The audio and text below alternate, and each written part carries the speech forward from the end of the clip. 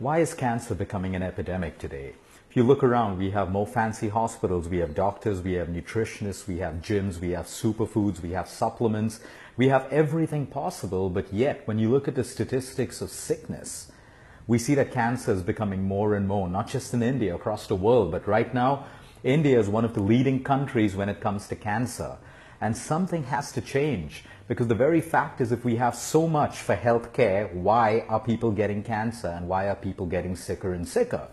So it's so easy for us to believe, because of what the media makes us believe, that there's pollution in the air. No doubt there is. Then milk is contaminated, chicken is contaminated, fruits and vegetables are contaminated, all of that stuff. Water is unhygienic.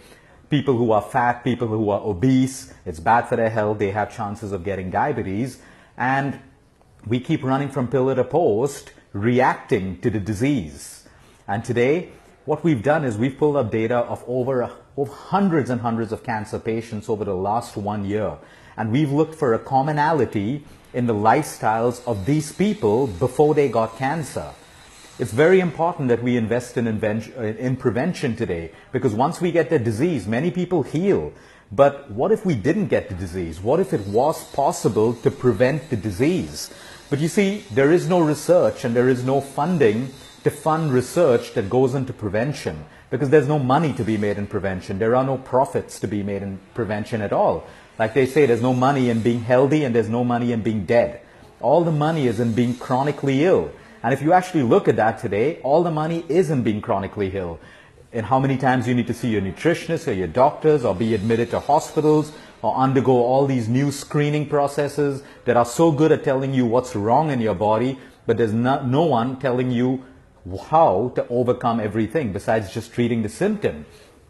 So when we pulled up this data, it's unbelievable. And we have data from across the world, because we don't just handle cancer patients across India. We look at people in Europe, from villages in Mexico to Russia to the United States, you name it, and we have patients from all of these places, including down under in Australia, Thailand, Vietnam, and Taiwan and Japan as well.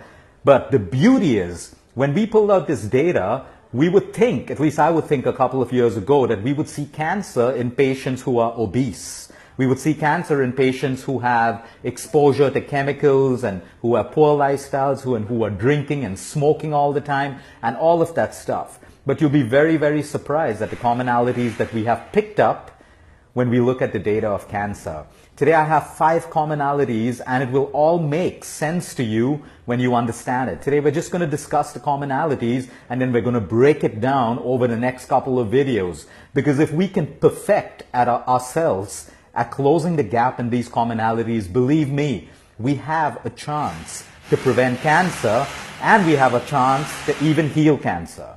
Now the beauty of this is it requires lifestyle changes. Now don't get me wrong, there are cancers which are genetic in nature. There are cancers which are caused beyond our control. There are cancers in small populations where we don't know why it happened. That's a very small population. But the larger population, which is caused by lifestyle, and most doctors, because we don't diagnose beyond the symptom, so we never get into the lifestyle of people who have cancer to find out what the root cause is, what the trigger was. So then we either say, oh, it was bad luck, or it just happened, or yep, it's poor lifestyle. But when you're looking at treating a multifactorial complicated disease, you want to have all the data for a right diagnosis to be made to help the client holistically.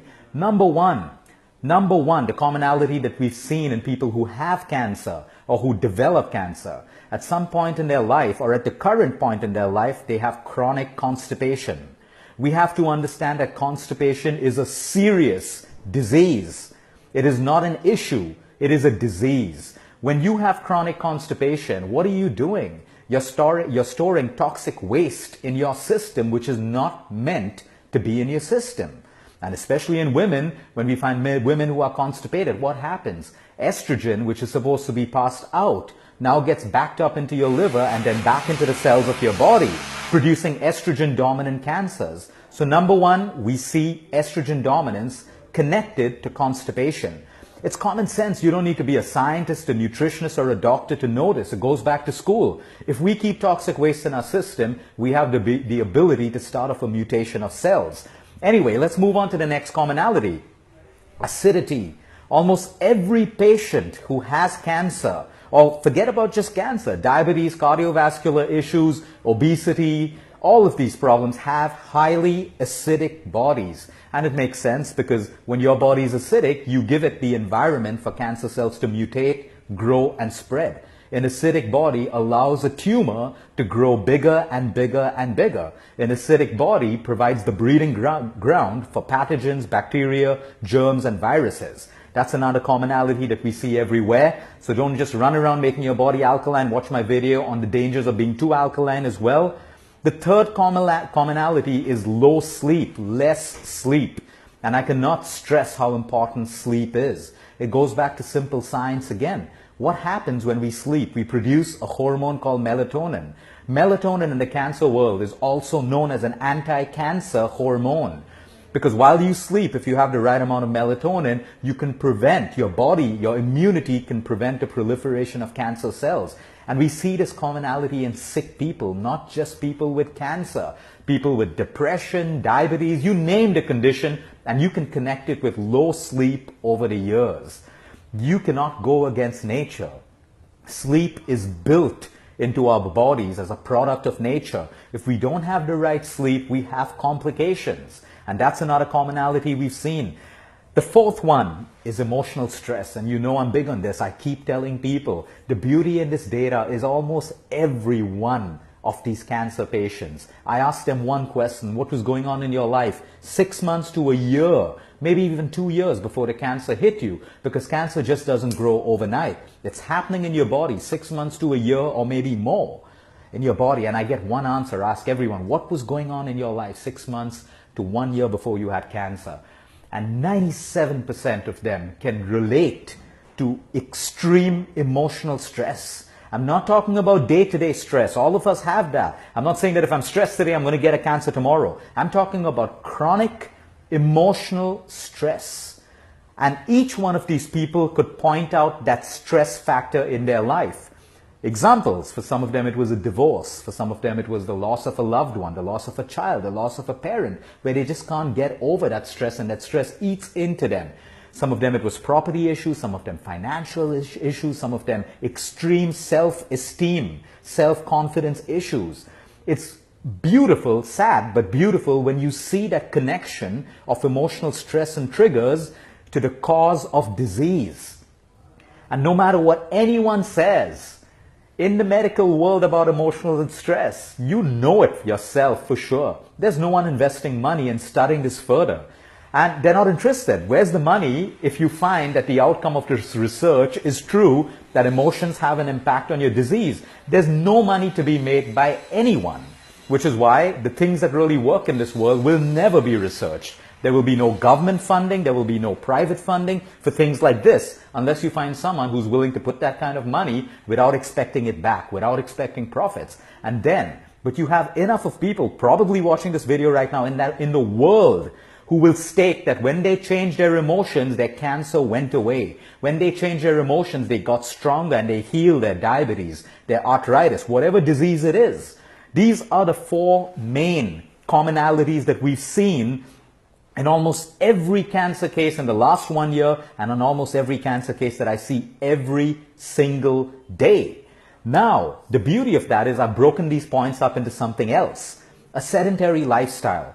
Because what happens when you have a sedentary lifestyle? When you have a sedentary lifestyle, you put on the wrong weight, you get acidic, you get constipated. When you're sedentary, you're obviously not motivated to move, which means you have some sort of emotional stress. So you see a connection between a sedentary lifestyle and the four commonalities.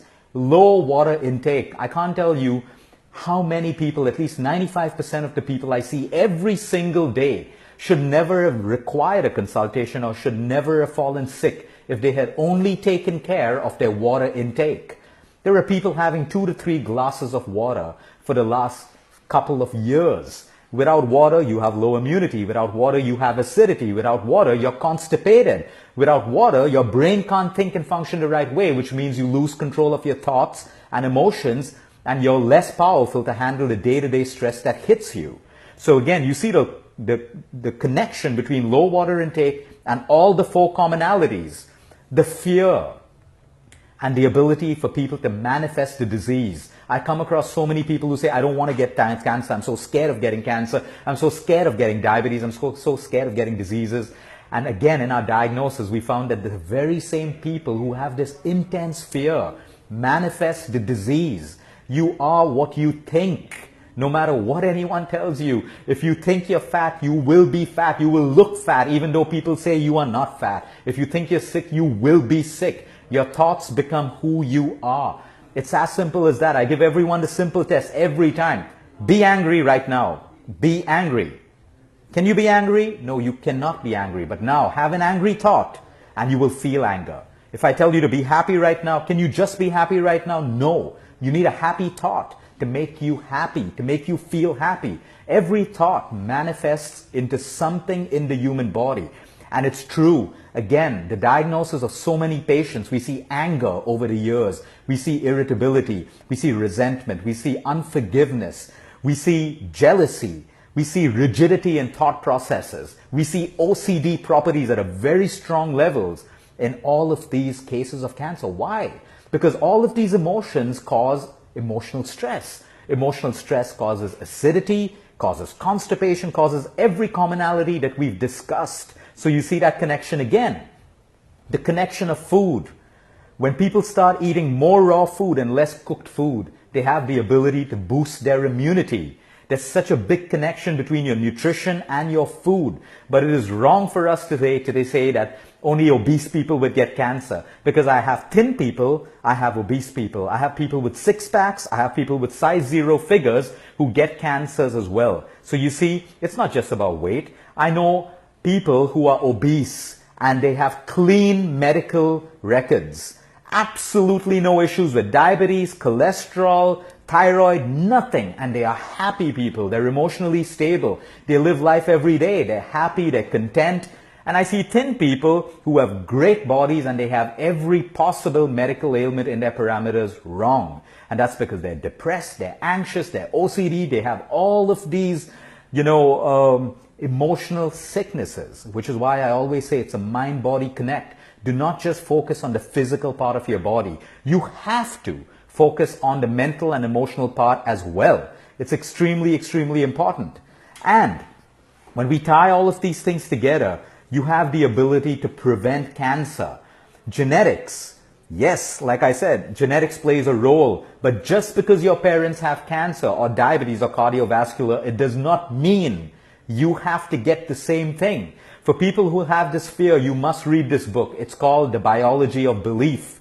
You have good genes and you have bad genes. If you create the wrong environment in your body and around you, your bad genes will express themselves. So even if you have a cancer gene or a diabetes gene or a cholesterol gene inherited from your parents, you need to create that bad environment in your body and around your body to make that gene become a disease. It is true, your beliefs control your genes. Your environment inside of your body and outside of you controls your genes. Simple example, when you're staying in a city, you feel a different way. The moment you move closer to nature, you go by a water body or a beach or a holiday somewhere, you feel different, you eat different, you think different, you sleep different.